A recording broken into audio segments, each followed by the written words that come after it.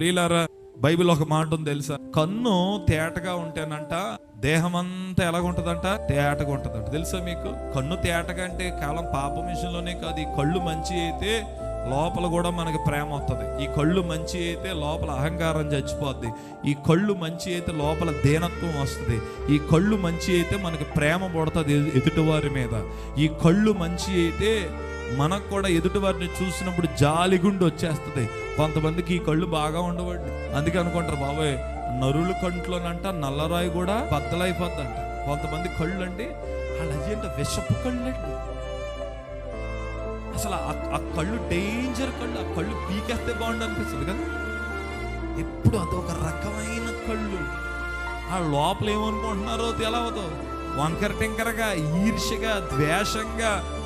ఈ కంటిని కాచుకోవడం ఎంత కష్టమో. మనము కొన్ని నియమాలు నియమించుకుంటేనే కొన్ని విషయాల్లో మనము దేవుని చిత్తాన్ని చేయగలము. మన కళ్ళు ఎలా ఉండాలో తెలిసిన?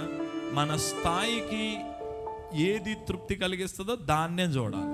తృప్తి లేని వాటిని కొన్ని చూస్తారు. అది నాకు వచ్చేదాకా నేను ఊరుకోను. నీ కంటితో నువ్వు ఏదైనా ఒకటి చూసినప్పుడు నువ్వు దాన్ని చేయగలిగితే గో ఫర్ ఇట్. అదర్వైజ్ యవనస్తులు సంపాదించుకునే ఆస్తి ఏంటంటే వృద్ధాప్యంలో మీరు పొందుకోబోయే ఆరోగ్యం. వృద్ధాప్యంలో మీరు పొందుకోబోయే ఆరోగ్యమే మీకు నెంబర్ 1 ఆస్తి. అది మీకు ఉండాలంటే యవనస్తులకి నేను చెప్తున్నాను, ఎవరెవరినో ఫాలో చేయకండి.